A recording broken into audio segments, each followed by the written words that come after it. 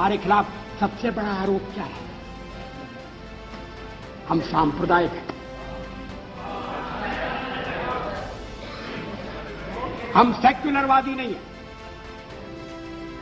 इसलिए सेक्युलरवाद के जितने भी रक्षक हैं, आओ इकट्ठे हो जाओ, लाठी डंडे संभाल लो और भाजपा को सत्ता से हटाओ। वर्षों से लोकपाल बिल धूल खा रहा है। क्या प्रधानमंत्री कानून के ऊपर है? अगर प्रधानमंत्री के ऊपर आरोप लगेगा, अगर प्रधानमंत्री से किसी को शिकायत हो, वो कहां जाए, किसका दरवाजा खटखटाए? वर्षों तक इसी बात पर चर्चा होती रही कि लोकपाल की परिधि में प्रधानमंत्री आना चाहिए या नहीं आना चाहिए। ये ठीक है कि उस दिन नरसिंह राव जी ने कहा था, तो मैंने कहा था कि मैंने क्लियरेंस दे दिया, प्रधानमंत्री का समावेश कर लें। लेकिन मैंने पूछा बिल कहां है? बिल नहीं आया। और मामलों पर अध्यादेश, सदन स्थगित होने के बाद और मामलों पर अध्यादेश जारी करने के लिए यह सरकार तैयार हो गई। ऐसे मामलों पर जिनका संबंध वोट बढ़ाने से था, वोट बैंक की राजनीति, इस मामले में नहीं। इस मामले में भी अध्यादेश लाया जा सकता। उस दिन मेरे मित्र इस बात की शिकायत कर रहे थे कि अदालतें बहुत ज्यादा हस्तक्षेप कर रही हैं। शायद कॉमरेड इंद्रजीत गुप्ता थे। जुडिशियल एक्टिविज्म,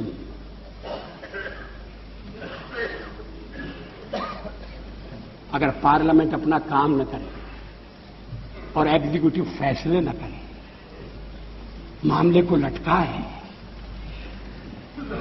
और जब प्रधानमंत्री से पूछा जाए कि आप निर्णय क्यों नहीं करते, तो उनका उत्तर यह हो कि निर्णय न करना भी एक निर्णय है। मैं समाचार पत्रों में जो कुछ छपा है उसके आधार पर कह रहा हूं। अगर वो ठीक नहीं छपा तो नरसिंह राव जी उसे ठीक कर देंगे। निर्णय न लेना भी एक निर्णय है। अब ये कर्मयोग की स्थिति, कैसे देश चलेगा? लेकिन निर्णय नहीं लिए गए।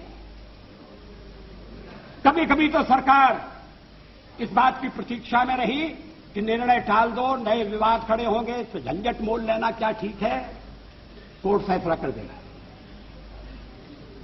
अब कोर्ट ऐसे मामलों में भी फैसला करने लगा है जो एग्जीक्यूटिव के मामले हैं, जो संसद द्वारा तय होना चाहिए।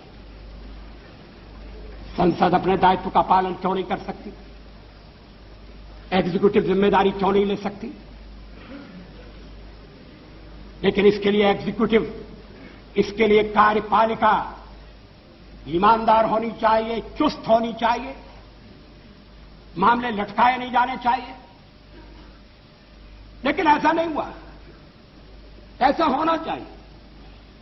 हम करना चाहते हैं, जो भी आएगा उसे करना पड़ेगा, नहीं तो कोई 12 दिन रहेगा, कोई 6 महीने रहेगा। इस देश की जनता के साथ यह अन्याय होगा। लोगों ने अपना कर्तव्य किया है। अगर आज त्रिशंकु संसद है तो उसके लिए मतदाता दोषी नहीं है। शायद हम मतदाता के पास ठीक ढंग से अपनी बात नहीं कहते। कभी कभी तो मतदान की कमी देखकर ये चिंता होती थी कि क्या लोकतंत्र पर से लोगों का विश्वास उठ रहा है। कोई भी सरकार आए, क्या होगा, ऐसा ही चलेगा, को नृप हो हमें का हानि, ये मंथरा ने कहा था। इस देश में अब सब जगह मंथरा की बात दोहराई जाए, जोड़ तोड़ करके सरकारें बनाई जाए। बने तो कार्यक्रम के आधार पर बने और देश को यह आश्वासन देने के बाद बने कि अब लोगों के साथ अन्याय नहीं होगा। अब लोगों को अन्याय के लिए ऐसा नहीं होगा कि अन्याय के खिलाफ गुहार लगाने की जगह नहीं है। लेकिन इसका तो कोई नक्शा दिखाई नहीं देता। राष्ट्रपति महोदय ने बुलाया हमें क्योंकि हम सबसे बड़ी पार्टी के रूप में उभरे, अपनी विचारधारा के साथ उभरे, अपने कार्यक्रमों, अपनी नीतियों के साथ उभरे। राष्ट्रपति महोदय के अभिभाषण में हमने कुछ अपने नीतियों का विवेचन किया है। ममता जी को उसमें केवल एक बात पर आपत्ति है, मुझे लगता है बाकी का सारा अभिभाषण उन्हें स्वीकार है। और भी मित्रों से मैं पूछना चाहूंगा, उस भाषण में कौन सी बात ऐतराज के लायक है? क्या इस बात का ध्यान रखकर क्या जो भी फैसले होना चाहिए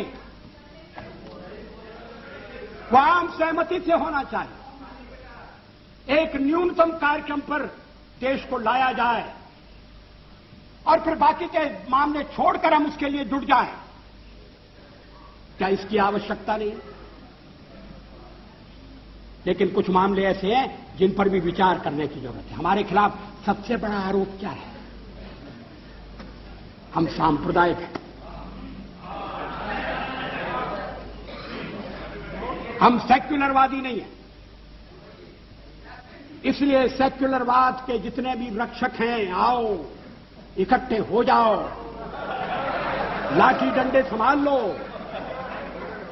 और भाजपा को सत्ता से हटाओ। लोकतंत्र संख्या का खेल है और संख्या हमारे पक्ष में नहीं है।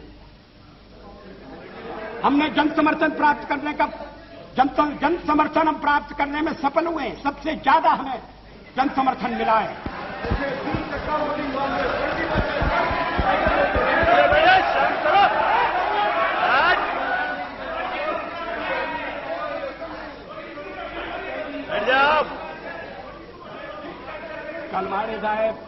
कलमाड़ी साहेब काय म्हणतात मला ऐकू नहीं येते। कलमाड़ी साहब क्या कहते हैं ये दूसरों को समझना मुश्किल है।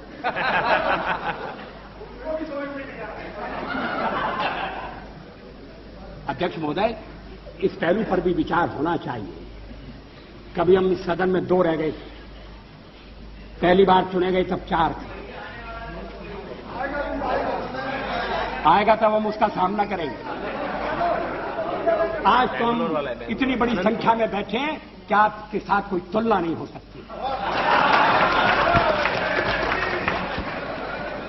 थोड़ी हम विजयी हुए, हम में विनम्रता है, पराजय में तो आत्म मंथन होना चाहिए।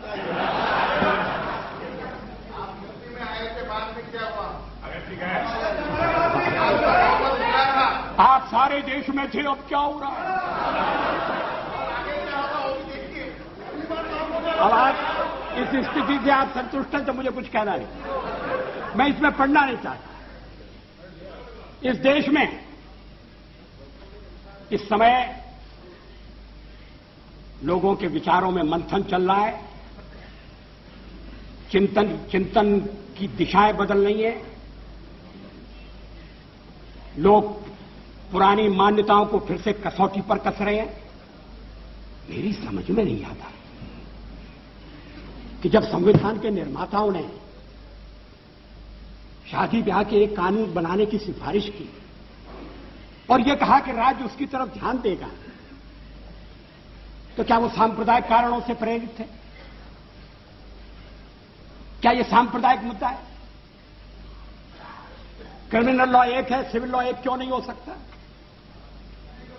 गोवा में अभी भी सिविल लॉ एक है।